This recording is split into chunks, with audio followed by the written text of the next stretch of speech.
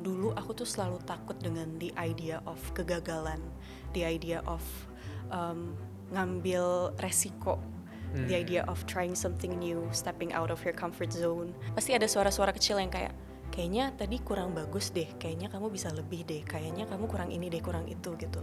Dan gimana cara overcome-nya, pastinya harus diingat lagi sih, kita dari miliaran orang di dunia ini, kita punya perbedaan, kita punya keunikan kita masing-masing. Mungkin ya kelebihan yang dipunyai orang lain kita nggak punya, dan mungkin juga kelebihan yang kita punya nggak dimilikin sama orang lain. Jika ingin mencapai sesuatu, kan kita mengejar mimpi tuh.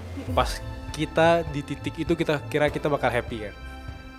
Pas kita udah dapet itu, kok kayak biasa aja ya. Kata-kata jangan deg-degan itu kayak tidak membantu pada situasi itu, karena kalau misalkan kita dibilang kayak gitu, itu malah ngingetin kita kalau kita lagi deg-degan, dan akhirnya kita malah jadi lebih deg-degan, dan kita nggak bisa overcome the deg-deganess. Ya itu deg-deganess. The deg-deganess. Halo semuanya, kembali lagi di podcast Suara Berkelas. Hari ini aku happy sekali karena kita kedatangan tamu berkelas. Ada Mawar Diong. Halo. Halo Mawar. Hai. Gimana perasaannya ngobrol di ruangan gelap? Jujur kayak lagi diinterogasi. Ya, aku bakal interogasi Mawar selama 1 jam ke depan ngomongin tentang bagaimana perjalanan hidup atau fase-fase 20-an awal, dan kita ngomongin tentang project dan ambisi dan mimpi. Kalau boleh throwback ke fase seorang Mawar 20-an awal ya, which is 3-4 tahun yang lalu itu, apa hal yang paling menarik untuk diceritain ke kita? Apa fase ups and downs-nya yang mungkin jarang orang tahu tentang Mawar gitu? Mungkin yang menarik sebenarnya ada di umur 15 tahun sih. Karena itu momen pertama banget aku memutuskan untuk terjun ke dunia seni peran. Dan puji Tuhan dapat banyak banget kesempatan untuk memerankan berbagai karakter juga. Dan lewat acting tuh aku ngerasa kayak kita tuh jadi paham berbagai sudut pandang dari orang-orang yang berbeda dengan karakter yang berbeda gitu. Dan kalau di 20-an awal, mungkin salah satunya cinta aku terhadap dunia seni peran dan nyanyi tuh aku ngerasanya makin gede sih. Jadi kayak makin gede juga keinginannya buat terus acting, buat dapetin karakter-karakter yang beda lagi, terus buat nulis lagu mungkin di dunia musiknya gitu. Apakah kamu tipe orang yang ambisius banget, idealis banget gitu dalam berkarya, dalam kerja sama orang ya?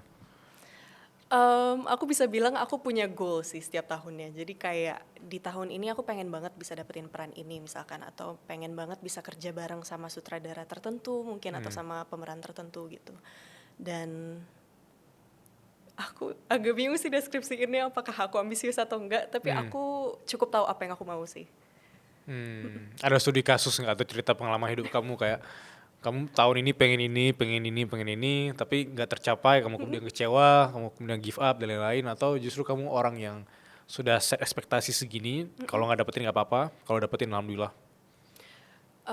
Aku pasti taruh ekspektasi setinggi mungkin, tapi tetap harus diingat kayak nggak semua ekspektasi bisa dipenuhin sih. Jadi kayak mungkin ada hari yang kita lagi beruntung ekspektasinya terpenuhin, atau mungkin ada hari yang kita lagi nggak beruntung ekspektasinya belum bisa kita penuhin gitu. Dan puji Tuhan di tahun ini kemarin sempat main di film komedi, itu salah satu goal aku juga, karena aku ngerasa mungkin aku orang yang tidak lucu.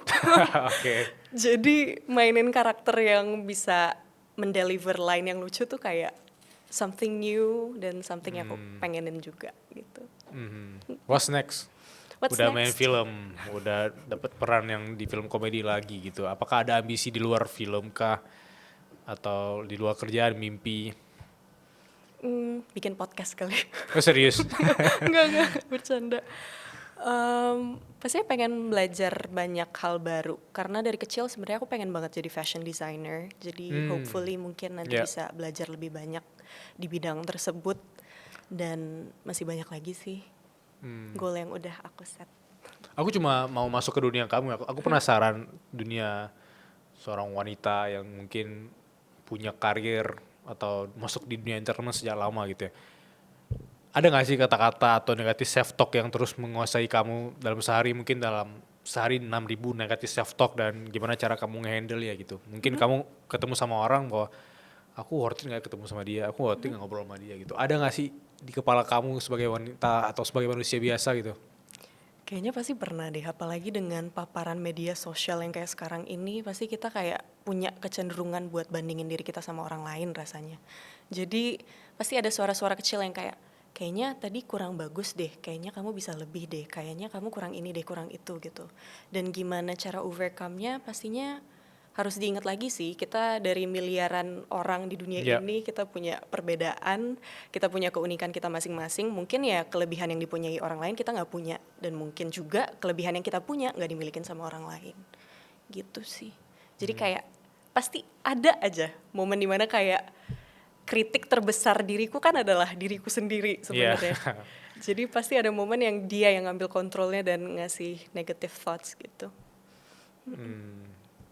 Momen apa yang paling kamu ingat yang di fase kamu kayak dikuasain terus oleh negatif self talk gitu gitu? Momen pas syuting kah? Atau momen pas lagi sendiri di rumah kah? Atau momen pas kamu scrolling sosial media terus-terusan? Momen apa yang kamu ingat dan gimana cara simpelnya? Karena yang nonton ini pasti pernah di fase kayak kamu gitu. Salah satunya mungkin scroll sosial media juga kayak mungkin kita ngelihat pencapaian orang lain gitu, tapi kita nggak tahu proses yang mereka hadapin tuh gimana. Dan kita ngebandinginnya mungkin kita yang lagi duduk ngelihat handphone sama Iya. pencapaian orang lain yang mungkin lagi mendapatkan sesuatu, mendapatkan penghargaan mungkin. Dan rasanya nggak adil banget sih sebenarnya ya. Kalau dibandingkan seperti itu. Seorang Mawar Diong itu look up ke siapa gitu? Mau compare sama siapa gitu? Mau compare sama aktor atau aktris Hollywood kah atau mau compare sama siapa ya? Wah, pasti ada banyak banget sih Kak. Kayak misalkan hari ini aku ngerasa mungkin makeupku tuh lagi nggak on point gitu. Terus Oke. misalkan lihat di social media, oh makeupnya bagus banget, oh bajunya bagus banget gitu. Atau mungkin yang kayak ada fitur muka yang kita kurang pede gitu. Dan kita ngelihat di orang lain tuh kayaknya bagus ya kalau fitur mukaku seperti ini gitu. Atau fitur tertentu yang dimiliki orang lain. Karena menurut aku karena itu. Tapi itu bukan standar kamu kan, bukan standar kamu set kayak oke, sosial media adalah tempat aku ngomper sama orang kan. Enggak sih, bukan. Tapi kayak secara nggak sadar, bukan kayak, oh aku buka sosmed buat bandingin diri aku sendiri, buat menjatuhkan diri aku sendiri, enggak sih. Cuma kayak terkadang mungkin ada hari-hari yang kayak emang lagi ngerasa nggak ini aja, ngerasa kayak lagi nggak baik-baik aja, terus kayak ngerasa jadi ada tumbuh si keinginan buat ngebandingin diri itu. Tapi di fase itu, apakah kamu orang yang beruntung punya circle pertemanan yang sportif, keluarga juga, atau kamu tipe orang yang kamu percaya sama dirimu sendiri, kamu bisa handle itu sendiri, dan kamu nyaman dengan kesendirian gitu? Kamu tipe orang yang seperti apa ketika di fase-fase ups and downs seperti itu? Aku nyaman menyelesaikannya dengan diriku sendiri, tapi aku juga puji Tuhan punya circle yang nyaman buat aku cerita ke mereka gitu. Jadi aku rasa mereka juga berperan besar banget gitu dalam membangun kepercayaan diri, terus juga membangun cita-cita baru. Karena kayak mungkin sedikit cerita, pas aku masih kecil aku suka banget nyanyi dan keluargaku tuh support banget. Jadi kayak mereka tiap aku belajar lagu baru di sekolah, kayak aku cerita, Ma tadi aku belajar lagu baru, oh gimana, aku mau denger gitu. Aku nggak tahu sih dulu aku suaranya seperti apa gitu, tapi mereka selalu ngasih senyuman, terus juga kayak selalu ngasih pujian terhadap lagu yang aku nyanyiin. Jadi itu juga yang bikin aku kayak, wah aku pengen nyanyi buat mereka juga gitu. Dan itu bikin kamu kemudian juga selain aktris kan kamu juga bikin lagu kan. Iya. Itu juga bagian dari proses yang mungkin kamu dulu tidak se-confidence itu, tapi karena lingkungan yang support, kamu bisa dapat level confidence yang lebih tinggi ya. Itu berarti privilege yang kamu punya sebenarnya di lingkungan yang tepat gitu ya. Ya puji Tuhan. Pas lagi down banget gitu, biasanya kamu harus atau langkah simple ketika kamu ngelihat bahwa orang-orang di sekitar kita itu mungkin tidak paham apa yang kita rasakan. Karena menurut aku ya, karena aku sering ngobrol sama teman-teman yang kayak Mawar, itu orang ngelihat bahwa sisi fame atau terkenal itu untuk mendapatkan segalanya itu lebih gampang.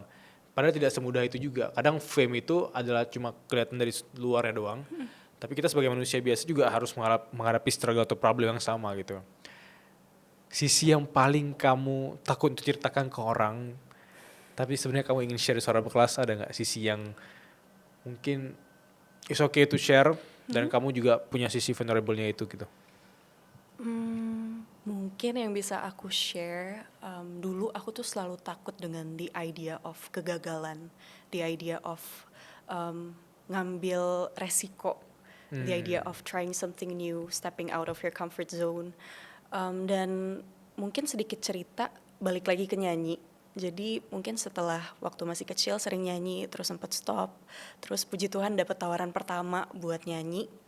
Awalnya yang kayak, gimana kalau misalkan aku jatuh tiba-tiba di atas panggung Gitu. karena ini something new, gimana kalau misalkan tiba-tiba aku lupa lirik atau salah masuk gitu. Dan ketika naik ya emang deg-degan gitu, tapi ketika aku fokus sama audiensnya yang terlihat menikmati lagunya, ada yang mungkin sambil ngerasa sedih karena lagunya sedih, atau mungkin ada yang having fun sama temennya. Jadi ketika fokus di yang bagusnya tuh rasanya kayak semua ketakutan-ketakutan di awal tuh pelan-pelan hilang gitu ketika nyanyi. Jadi itu sih, the idea of stepping out of your comfort zone itu awalnya cukup menakutkan buat aku. Di zaman kreator ekonomi kayak sekarang, semua orang berlomba-lomba untuk hasilin cuan dari dunia digital. Tapi faktanya nggak semua orang tahu bahwa kita bisa menghasilkan uang dari satu website builder doang. Kita bisa jualan kelas, bikin digital produk, book konsultasi, sampai bikin e-book, bikin tulisan-tulisan atau karya-karya kita dijual langsung dan orang semua bisa ke sana untuk langsung check out di sana. Jadi kita bisa sambil tiduran 24 jam, kita tidak harus mengontrol website builder tersebut, tapi uang bisa tetap masuk dari karya kita. Aku bakal kasih solusinya. Solusinya ada di Link ID atau Linkit, dan aku udah pakai Linkit sejak tahun 2022, dan itu memudahkan sekali kalau kita sebagai kreator menghasilkan uang. Dan semua orang bisa akses karya kamu di sana. Misalnya, kamu penulis kayak aku. Kamu bisa bikin e-book, even orang-orang bisa konsultasi sama kamu dengan bikin appointment di sana. Dan mereka bisa menentukan jadwalnya, menyesuaikan dengan jadwal kita sebagai penulis. Bahkan yang menariknya, meskipun kamu belum punya produk digitalmu sendiri, kamu bisa affiliatein produk orang di Linkit. Dan itu luar biasa banget. Banyak kreator-kreator di luar sana nggak punya produk sendiri, tapi bisa hasilin 2 digit, 3 digit per bulan di Linkit. So, bagi teman-teman yang belum bikin Linkitnya, tunggu apa lagi? Langsung bikin sekarang. Ada nggak cara simple kamu, terutama untuk teman-teman di sini yang mungkin masuk di dunia kreatif gitu ya, terbiasa sama perasaan takut gagal? Karena aku juga sekarang even ketika mulai podcast, kita bikin media lain-lain, ada fase di mana aku sebenarnya bukan takut gagal sih, aku takut dianggap atau dijudge gagal oleh orang lain gitu. Sehingga itu kemudian menguasai kepala aku, dan aku juga nggak mau ngelakuin sesuatu karena entah kalau aku gagal apa kata mereka kan. Nah, kalau kamu pernah di fase itu, pernah di tahap seperti itu, apakah kamu tipe orang yang selama ini sampai sekarang take it for granted apa yang kamu punya dengan ya udah nggak apa-apa deh gue lakuin aja, tapi entah kalau ada orang yang komentar negatif, aku down gitu. Atau kamu orang yang kayak oke, aku udah gak peduli lagi apa kata orang, aku gak peduli lagi apa kata audiens yang memang tujuannya untuk menjatuhkan aku gitu. Mungkin balik lagi kita nggak bisa ngontrol sepenuhnya. Bahkan kita nggak bisa ngontrol sama sekali apa yang dirasain orang lain, Yep. apa yang dipikirin orang lain terhadap kita. Dan balik lagi ke aku tahu keinginan aku tuh apa. Aku pengen nyanyi, dari kecil tuh aku pengen banget nyanyi. Jadi rasanya ketika ada kesempatan buat nyanyi di atas panggung, kenapa nggak diambil gitu. Dan aku rasa kayak ketika aku nyanyi di atas panggung, pasti mawar kecil juga akan ikut bernyanyi sama aku gitu. Yeah. Dia yang happy Yeah. gitu. Dan ya menurut aku nggak ada salahnya sih kalau misalkan kita ngambil kesempatan yang ada, dan mungkin ya lewat komentar orang itu yang bikin kita juga jadi belajar nggak sih, kayak mungkin ada masukan, tapi kalau misalkan yang emang berusaha untuk menjatuhkan kita karena berangkat dari kecemburuan, kayaknya nggak usah didengerin nggak sih? Iya. Iya. Ya, mungkin ada sesuatu yang nggak baik-baik saja gitu di hidup mereka sehingga melemparkannya ke kita gitu ya. Sekarang kamu lagi passionate banget atau lagi sibuk ngerjain apa kalau aku boleh tahu? Misalnya apa yang bikin seorang Mawar Riong ini bangun tidur, kok gue semangat nih? Apa karena dari sisi mimpinya itu pengen sesuatu yang baru di dunia film, di dunia musik atau apa? Apa yang boleh kamu share ke kita gitu? Aku sekarang lagi promosi film terbaru aku, dan acting pun juga jadi salah satu bidang yang gak pernah aku bayangkan sebelumnya akan aku coba. Oke. Dan berakhir aku jatuh cinta banget sama dunia seni peran karena aku ngerasa dari tahun ke tahun makin banyak pembelajaran sih dari karakter-karakter yang aku mainin. Khususnya di film Sampai Titik Terakhirmu ini. Kayak bagaimana karakter yang aku perankan dia berjuang melawan sakitnya tapi tetap berusaha buat menampilkan versi terbaiknya di depan orang lain, di depan keluarganya, supaya orang lain dan keluarganya juga nggak ikut sedih bareng dia gitu. Jadi banyak banget sih. Jadi kayak aku ngerasa juga cara aku menyelesaikan masalah sekarang juga berbeda dengan aku dulu sebelum aku terjun ke seni peran. Karena kayak lebih terbuka, ternyata orang juga bisa berpikir seperti ini loh gitu. Oke. Iya. Contoh studi kasus peran apa yang kamu mainkan, mungkin bisa diceritakan aja di film apa, dan itu bener-bener life changing banget untuk seorang Mawar gitu. Banyak sih, setiap peran menurut aku ada pembelajaran yang bisa kita ambil gitu. Karena nggak mungkin dia melakukan sesuatu tanpa background tertentu gitu. Bisa jadi di masa kecilnya terjadi sesuatu mungkin yang kita nggak tahu gitu. Atau kenapa misalkan dia meledak-ledak banget, ternyata emang itu yang dia bawa dari rumahnya. Jadi misalkan Oke. emang di rumah keadaannya seperti itu yang membentuk karakternya jadi seperti itu gitu. Dan ketika awal banget acting aku tuh kayak sering yang kayak kenapa ya karakterku ngambil keputusan yang ini gitu. Oh gitu. Iya. Oke. Iya, kayak sebagai mawar aku nggak bakal ngelakuin ini sih. Tapi itu yang harus diingat lagi, kan ini bukan mawar dan dia juga punya background yang berbeda, mungkin cara dididik yang berbeda, terus juga lingkungan yang berbeda. Itu yang jadi faktor terbesar yang mempengaruhi kenapa dia ngambil keputusan itu sebenarnya. Aku dapat poin yang menarik ya dari sisi memetik inspirasi dari mana aja gitu.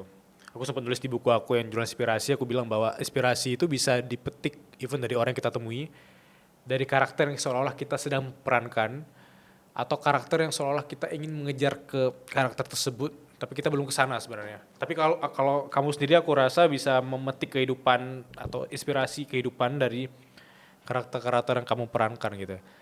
Kalau aku boleh tahu karakter yang terbaru sekarang, apa sisi positif yang kamu ambil dari dia dan apa yang kamu bisa share ke kita gitu?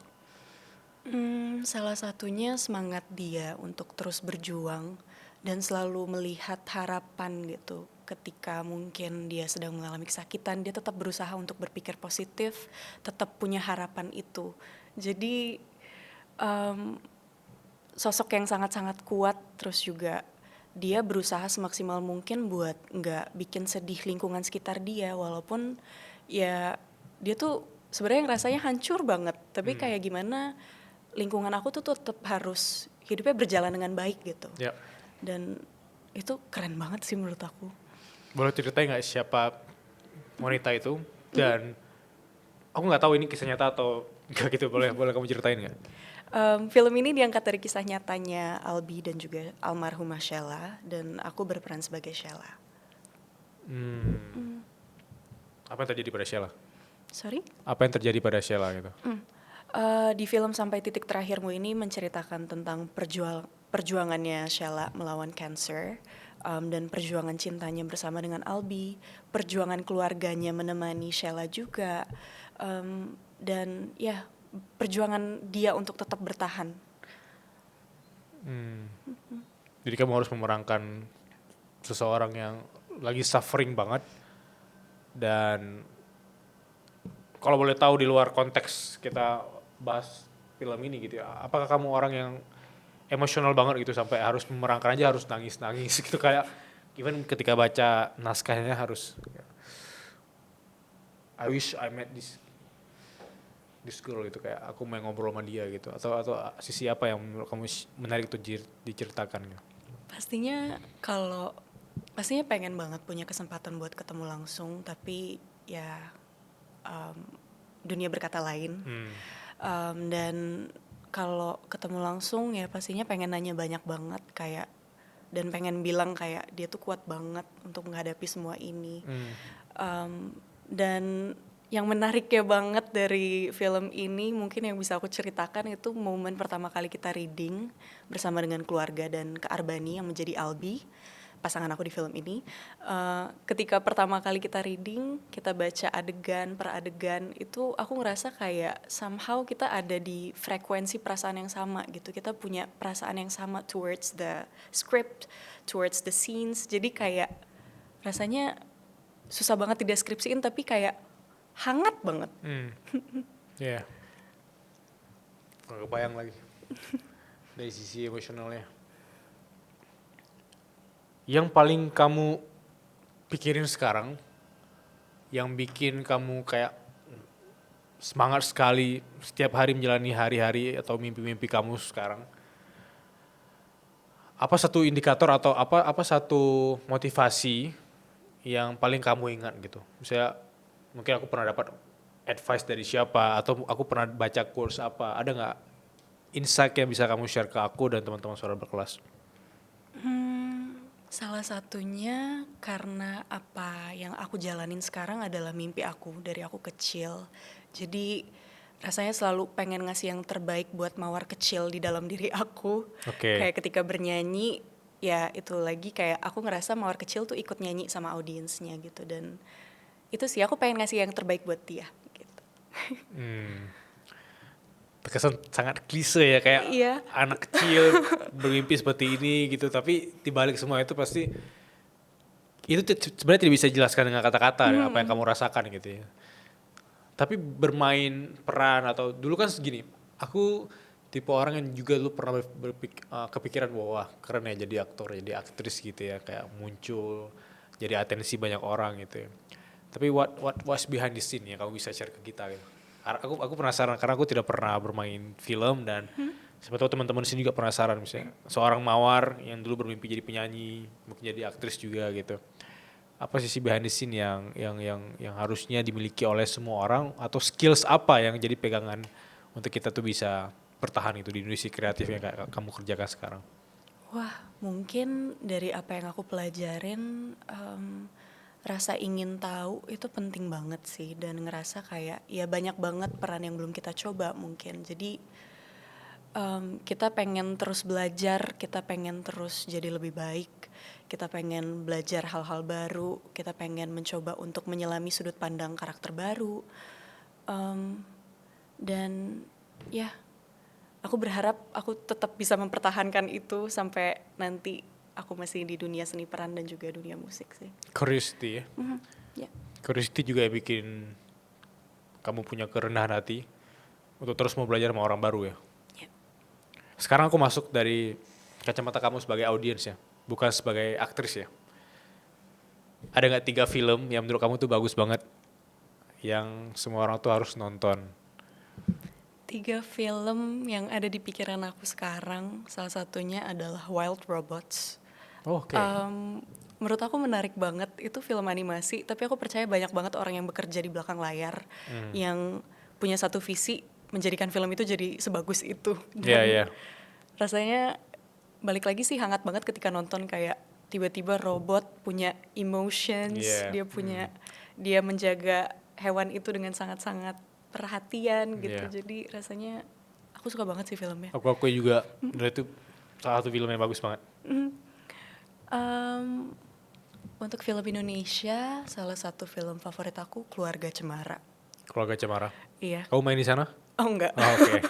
Tapi aku suka banget karena kayak keluarganya saling melengkapi satu sama lain dan rasanya kayak hangat banget filmnya. Aku suka banget tipe film yang seperti itu. Terus satu lagi, apa ya? 3 film yang harus banget ditonton.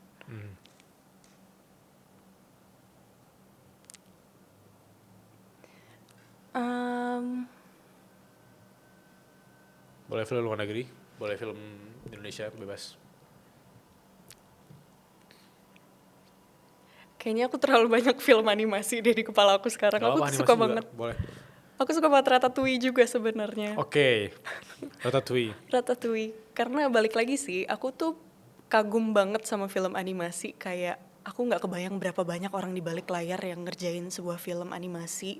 Tapi kayak mereka tuh bisa melengkapi satu sama lain, terus hasilnya kayak sebagus itu. Dan salah satunya mungkin Wild Robots juga kayak apa ya, itu sebenarnya kalau kita pikirkan secara akal sehat mungkin nggak masuk akal kalau robot tiba-tiba punya perasaan, atau tikus tiba-tiba bisa masak gitu. Tapi kayak nggak ada yang salah di dunia animasi. Iya. Iya. Dan imajinasi. Iya, benar. Dan imajinasi. Kamu pernah nonton film Soul? Soul, nonton. Iya. Apa yang kamu ingat dari film itu? Film Soul itu kalau nggak salah soulnya terperangkap, Ya, bener kan ya? aku ingat sekali dari film itu yang dimana dia berpikir tentang ketika ingin mencapai sesuatu, kan kita mengejar mimpi tuh. Pas kita di titik itu kita kira kita bakal happy kan. Pas kita udah dapet itu, kok kayak biasa aja ya. Jadi poinnya aku ingat sih dari sisi bersyukurnya sih. Yang kamu ingat film itu? Ya itu menurut aku salah satu film yang life changing banget, animasi. Soul. Ngomongin tentang transisi dari fase tadi berkarir dari 15-an tahun ya. Sekarang ke 20-an.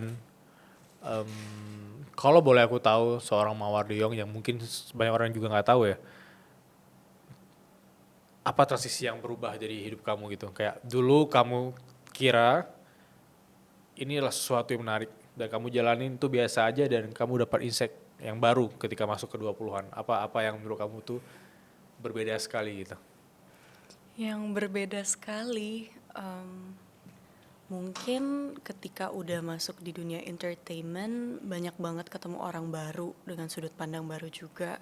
Jadi mungkin itu salah satu perubahan terbesar sih yang aku rasain juga, kayak ketemu banyak banget orang baru dengan berbagai background. Dan aku jujur ngerasa lewat acting tuh aku belajar banyak banget lagi Kak tentang hidup, tentang mungkin yang sebelumnya ketika sebelum masuk ke dunia seni peran aku belum paham. Jadi rasanya kayak banyak banget belajar sih lewat acting. Sisi acting yang mana yang menurut kamu tuh paling paling valuable gitu, paling ada poin dimasukin ke makna hidupnya gitu? Apakah acting karena memainkan peran atau karakter kayak yang tadi di film terbaru ini, atau memang even dari pemain figuran atau di balik layar segala macam juga dapat gitu? Kalau untuk pelajaran tentang hidup kan setiap film punya kisah yang berbeda, punya pesan yang berbeda juga, punya cara penyampaian yang berbeda juga. Dan itu sih cara penyelesaian masalahnya berbeda-beda dan itu menarik banget menurut aku. Kayak kadang ketika di kehidupan nyata mungkin ketemu sama teman aku sering kayak berbeda pendapat. Yep. Terus aku yang kayak kok dia bisa beda ya pendapatnya, tapi di sisi lain sebenarnya ada faktor banyak banget yang mempengaruhi pendapatnya dia itu pada saat itu gitu. Jadi rasanya kayak tiap hari tuh terbuka terhadap penglihatan terhadap karakter baru, terhadap cerita baru, terhadap suasana baru juga gitu. Selama proses film ini, apa cara pandang baru yang kamu dapat dari sisi menjalani hari-hari seperti biasanya gitu? Apakah kamu merasa harusnya aku harus menjaga kesehatan, atau aku harus bersyukur, atau aku harus lebih menyayangi pasangan aku, keluarga aku, dan lain-lain? Dari sisi yang menurut kamu selama ini kamu cuma ngelihat bahwa ya hidup seperti ini aja gitu. Dari proses film ini aku ngelihat betapa pentingnya support system terhadap orang yang kita sayangin. Kita nggak tahu, mungkin kata-kata simple yang kita sampaikan ke orang yang kita sayang itu bisa berdampak besar banget buat mereka. Mungkin salah satunya kayak aku kecil tadi, kayak pujian dari mama tuh berdampak besar banget pada kepercayaan diriku pada saat itu gitu. Dan mungkin sama seperti yang dirasakan Sheila di film ini, kayak sekedar memberikan waktu untuk dia dan memberikan semangat itu memberikan harapan yang sebegitu besar buat dia ternyata. Mungkin pertanyaan terakhir dari aku ya, sebelum kita masuk ke Q&A gitu. Ada nggak hal-hal yang selama ini kamu rasa bahwa orang itu kasih kamu saran yang membangun, tapi kamu rasa bahwa itu bikin kamu down gitu? Kayaknya aku nggak bisa mewakili semua orang, Iya. tapi menurut aku tiap kita dapat komentar yang dalam artian buruk, pasti kita fokusnya ke negatifnya dulu nggak sih? Benar. Karena kita tuh the biggest critics, the biggest judge of ourselves. Iya. Jadi pasti fokusnya bakalan ke yang jeleknya dulu gitu. Mungkin dari 1000 komentar buruk, komentar baik, kita fokusnya pasti ke satu yang buruk dulu. Dan mungkin kadang ada benernya, tapi kadang itu tadi sih bisa jadi berangkat dari kecemburuan. Jadi kayak mungkin karena mereka ngerasa kayak, oh kok dia bisa gini sih gitu, dan dia ngerasa nggak suka karena pencapaian kita mungkin atau sesuatu yang kita tampilkan di sosial media, jadi mereka melayangkan si komentar buruk itu gitu. Dan Oke, tetap kebayang. harus fokus di baiknya sih Kak menurut aku. Karena 1000 yang kayak gue bilang tadi, mungkin 1000 kebaikan aja, kalau ada satu tinta hitam keburukan, itu lebih ke notice. Iya. Apalagi di kehidupan yang putih ini gitu ya. Teman-teman berkelas, sebelum kita lanjut podcast ini, aku cuma mau bilang info spesial khusus untuk kamu. Mulai hari ini, kamu sudah bisa join membership resmi Suara Berkelas. Kamu bisa dapetin eksklusif summarize dari episode-episode favorit aku di Suara Berkelas. Dan setiap bulannya bakal ada akses eksklusif buat kamu ngelihat behind the scene podcast Suara Berkelas, seperti obrolan aku dengan narasumber off the record, dan hal menarik lainnya yang bakal aku share khusus untuk membership ini. Jadi, kalau kamu merasa podcast Suara Berkelas mengubah cara pandang kamu melihat dunia, feel free untuk join membership Suara Berkelas atau klik link di deskripsi. Sampai jumpa dan jadilah bagian dari perjuangan dan perkembangan Suara Berkelas. 3 pertanyaan, Mawar, dari teman-teman Suara Berkelas. Pertanyaan pertama dari Fikri. Gimana ya perasaan kalau sudah mencapai karir yang kita kejar di awal 20-an? Karena aku sekarang juga masih bingung harus seperti apa karirnya ke depan di usia aku yang di akhir 20-an. Dia penasaran mungkin di fase kamu sekarang, apakah kamu sadar ini titik yang kamu impikan atau gimana? Aku sadar kalau ini adalah sesuatu yang aku impikan, tapi pasti aku tetap pengen cari tahu lebih sih tentang bidang yang aku lagi geluti ini. Ya. Jadi menurut aku juga mencari tahu tentang hal-hal baru mungkin di luar apa yang kita sudah zona nyamannya kita. Mungkin dalam contoh studi kasus aku, Ya. mungkin kayak aku nyoba podcast, kita nggak tahu, interview someone, Ya. dan mungkin ternyata aku suka, dan mungkin ternyata aku nyaman ngelakuinnya, mungkin ternyata aku ngerasa kayak wah aku pengen tahu lebih tentang bidang ini gitu, dan menurut aku nggak ada salahnya sih belajar lebih banyak tentang banyak hal. Kalau kamu sendiri, ini pertanyaan yang muncul dari kepala aku tiba-tiba sekarang. Apakah kamu ngerasa nge-maintain itu berat? Atau kamu tipe orang yang gak apa, gue fokus aja belajar gitu? Atau kamu udah fokus mikir bahwa nge-maintain karir ini gitu? Menurut aku maintain itu pasti berat sih, karena itu sih punya si rasa ingin tahu itu, punya rasa yang kayak oh masih ada ini yang belum aku coba, karakter ini masih ada ini yang belum aku tahu gitu. Itu menurut aku juga penting, dan aku takut banget kehilangan rasa ingin tahu itu dan ngerasa kayak oh cukup nih gitu. Jadi menurut aku itu adalah sesuatu yang sulit juga sih. Pertanyaan kedua dari Reangga. Dia nanya, boleh titip pertanyaan ke Mawar. Apakah dia happy dengan apa yang dia jalani sekarang? Pertanyaan simple, kayak are you happy? Am I happy? Happy banget. Sesuatu yang nggak pernah aku bayangin sebelumnya juga, dan awalnya cukup menakutkan buat aku, kayak yang aku sampaikan sebelumnya. Ternyata lewat nyanyi di depan orang tuh aku menemukan kebahagiaan yang nggak bisa dideskripsiin dan nggak bisa dibandingkan sama yang lain gitu. Kayak ketemu sama audiens, nyanyi bareng, terus juga ketemu sama penonton film mungkin ketika lagi special screening atau nonton bareng, kayak menemukan kebahagiaan yang sebelumnya nggak pernah aku bayangkan, bersama dengan ketakutan aku di awal sebelum memulainya. Ya. Kalau dari sisi hidup di luar karir atau kerjaan, apa yang bikin kamu tetap happy dan bersyukur? Pastinya lingkungan aku, keluarga aku, pasangan aku. Rasanya di hari-hari yang berat tuh mereka selalu ngasih semangat, selalu ada di sana buat aku. Jadi itu salah satu yang bikin aku selalu semangat lagi dan ke-recharge energinya. Sesimpel itu happy bagi kamu ya? Pertanyaan ketiga dari Anastasia. Dari semua perjalanan hidup kamu yang sudah kamu jalani, bagian hidup mana yang kamu paling insecure dan dari sana kamu ingin berbagi kepada kita? Kayak ini mirip pertanyaan aku tadi, tapi ini lebih dari sisi insecure-nya gitu. Bagian yang paling aku insecure. Hmm, mungkin ketika di awal itu sempat ngalamin beberapa penolakan sama juga ya ngerasa nggak cukup. Tapi di sisi lain aku ngerasa ketika aku dapat penolakan itu adalah momen dimana aku sebenarnya bisa ngumpulin lebih banyak ilmu buat belajar, dan ya kayak ketika nanti aku dapat peran yang baru, jadi aku tuh udah punya bekal yang aku bawa gitu untuk perannya.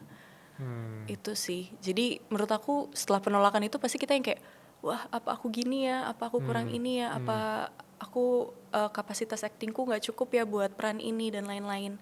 Tapi rasanya kalau kita fokusnya di situ terus, kayak sama aja narik kita ke bawah terus sih.